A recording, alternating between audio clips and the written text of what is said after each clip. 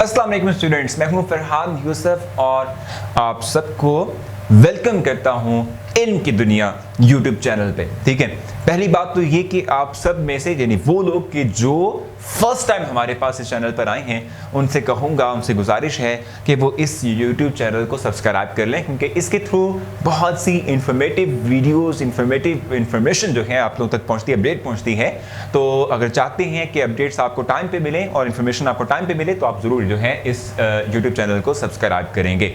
अब आज के इस वीडियो में मैं आप लोगों को बताऊंगा कि कौन से स्टूडेंट्स हैं जिनको प्रमोट कर दिया गया है, जिनके प्रमोशन पॉलिसी के अकॉर्डिंग भी रिसेंटली तौर पे एक मीटिंग हुई थी जिसमें कि कंप्लीट जो प्रमोशन पॉलिसी है, ठीक है, वो बनाई गई और सामने लाई गई। ठीक है, सो वो मैं आप लोगों को क्लियर करने जा रहा हूँ। ठीक है, वो स्टूडेंट्स के जो लेट्स सपोज 9th के थे और वो चाहते थे, मतलब 10th के थे और वो चाहते थे कि 9th में अगर कोई कंपार्टमेंट है तो वो जो है इस ईयर दें। ठीक है, या वो स्टूडेंट के जो सेकेंड ईयर में हैं और वो चाहते थे कि भी पार्ट 1 में कोई उनका जो है एक सब्जेक्ट ऐसा था जिसमें कि उनकी जो है वो फेल थी या कंपार्टमेंट थी, वो चाहते थे इस दफ़ा दें, तो इस तरह के स्टूडेंट्स को भी क्या कर दिया गया है, पासिंग मार्क्स दे दिए गए हैं और उनको नेक्स्ट क्लास में प्रमोट कर दिया गया है। ठीक है, इसके अलावा मैं आपको बताऊं कि वो स्टूडेंट्स, ठीक है, कि जो हम कहते हैं कि जो क्या थे भाई, जिनके 40% से ज़्यादा हम कहते हैं कि मज़ामीन जो थे वो क्लियर थे, ठीक है, लेस देन 40% मज़ामीन में वो फेल हैं। ठीक है जी,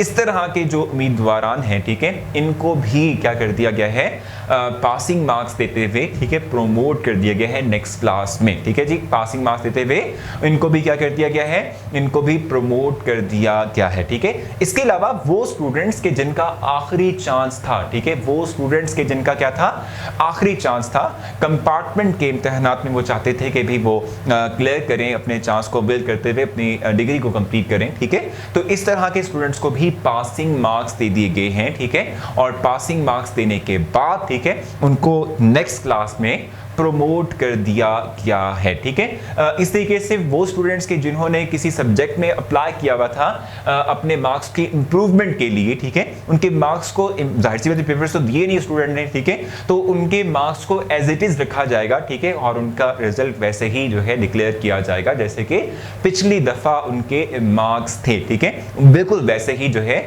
उनको क्या कर दिया जाएगा भाई, ठीक है, उनको आगे अगली जो है क्लास में प्रमोट कर दिया जाएगा। ठीक हो गया।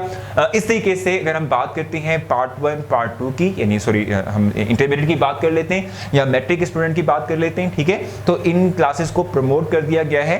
अब उसमें जो टोटल मार्क्स बनेंगे, जैसे कि 10th के पेपर्स तो हुए थे लेकिन एफएससी पार्ट 2 के पेपर्स नहीं हुए थे, तो ओवरऑल एफएससी में जो टोटल मार्क्स लगेंगे वो कैसे कैलकुलेट हो सकते हैं कि इनके जो फर्स्ट ईयर के मार्क्स थे उनको डबल किया जाएगा और 3% मार्क्स की एडिशन होगी। ठीक है, 3% मार्क्स की एडिशन होने जा रही है। ठीक है, बस ये जो है आपने देखना है कि 3% मार्क्स की एडिशन के बाद, क्योंकि बाज़ औक़ात ऐसा होता है ना, हम जानते भी हैं कि जो हमारे एफएससी के टॉपर्स होते हैं उनके मार्क्स 1088 होते हैं, 1078 होते हैं, 1080 प्लस होते हैं। तो इस तरह के स्टूडेंट्स को अगर आप 3% मजीद इंक्रीजमेंट करके मार्क्स देते हैं तो वो टोटल मार्क्स से भी एक्सीड कर जाएगा। ठीक है, तो इस तरह के स्टूडेंट्स के लिए जो है की जो एडिशन है, ठीक है, वो कुछ और तरह से है। ठीक है, उस तरह से नहीं होगी जिस तरह से मैं कह रहा हूँ 3% की इंक्रीजमेंट, लेकिन बाकी जितने भी स्टूडेंट्स हैं, ठीक है, उनके टोटल मार्क्स में 3% जो उन्होंने मार्क्स गेन किए थे उनको ऐड करने के बाद टोटल बना के